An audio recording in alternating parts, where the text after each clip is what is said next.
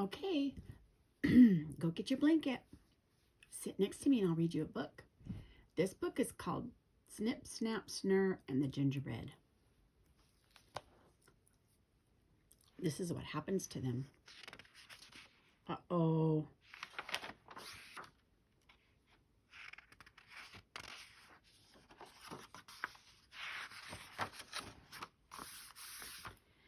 Snip, Snap, and Snurr were three little boys.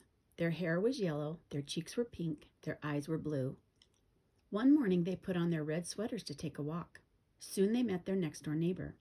"Good morning, Snip, Snap, and Snurr," she said kindly. "Where are you going this nice morning?" "Good morning to you," said the three little boys. "We each want to go a different place." "I see," said she. "Well, you take this coin, go to the baker, and buy whatever you want most." She handed them a coin, smiled, and walked slowly down the street. "Well," said Snip, Snap, and Snurr at once, "let's all go to the bakery." Down the street they ran, straight to the village baker. "Good morning, Mr. Baker," they said as they walked in. "We have come for some cookies," said Snip. "I thought we would like pie," said Snap. "No, we want gingerbread," said Snurr. "Gingerbread is fine," said the baker. "I am just stirring it now. Come out to the kitchen and watch me stir it for the last time before I put it in the oven." Snip, Snap, and Snurr followed him out to the kitchen. They climbed up on the chair so that they could watch the baker more carefully. Snip, Snap, and Snurr stood on one chair. Perhaps Snip was too far back on the chair to see well, and he tried to lean forward. It may have been that Snap and Snurr were crowding each other to get a better view of the dark brown batter. Perhaps the chair slipped on the spotless kitchen floor. Snip, Snap, and Snurr never could tell quite how it happened, but in a moment the chair was tipping forward, and the three little boys felt themselves falling head first into the dark brown gingerbread batter. The baker was so surprised that his white cap flew off his head. He fell down in a fright. As he sat there looking, Snip, Snap, and Snurr climbed out of the mixing trough. They were not hurt, but they were covered from tip to toe with dark brown batter. Their little red sweaters and blue trousers and red socks were all dark brown. Their faces, hair, and clothes were the same dark brown color. "Let's hurry home," said Snip, "before the baker can scold us." "Let's run," said Snap. "We'll go out the front door," said Snurr. Off across the shiny floor they ran, straight out into the street. Snip, Snap, and Snurr, all covered with dark brown batter, ran down the street. They looked just like gingerbread boys who had come to life. An old woman sat at the corner selling apples. She could not believe her eyes when she saw three gingerbread boys running hand in hand in front of her. She was so frightened that she dropped her two baskets. The apples rolled down the street. A black cat saw the three boys and ran in the opposite direction. The town policeman took one look at the gingerbread boys and then hurried off. Even he did not know what to do about three gingerbread boys running down the street. A big black and white dog happened to be near them. He smelled the rich brown gingerbread. Now, the big black and white dog was very fond of gingerbread, so he ran after Snip, Snap, and Snurr. Poor Snip, Snap, and Snurr. How frightened they were to find a big dog running after them. Down the street they ran, faster and faster. The dog ran faster too. Snurr, who was a little behind the others, stumbled and fell.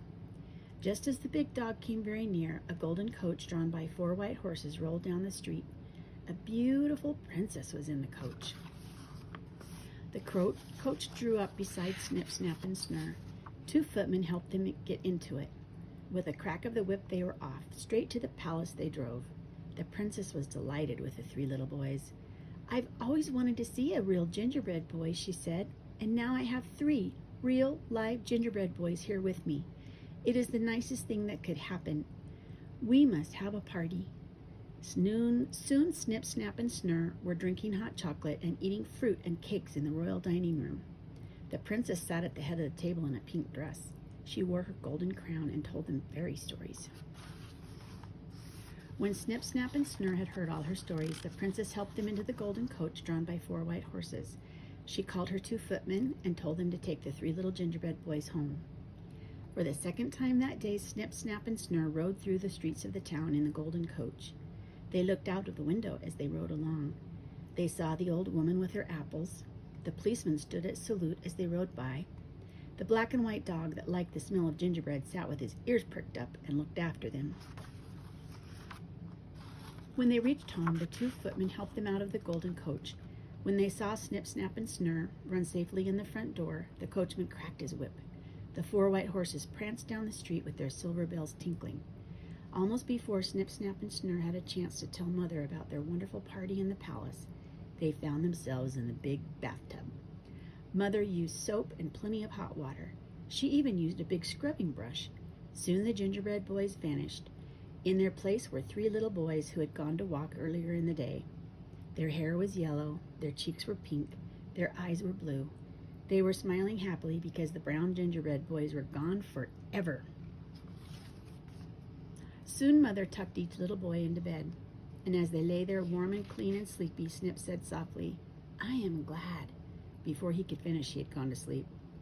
Snap murmured sleepily, "I am glad I am not," and his eyelids closed in the middle of the sentence.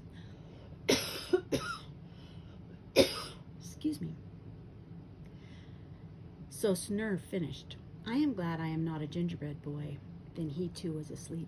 And as they slept, the baker in his white cap and big spoon, the policeman with his long sword, the princess in a pink dress and a golden crown, the old woman and her apples, gingerbread men, gingerbread ladies, and the gingerbread pigs all danced through their dreams.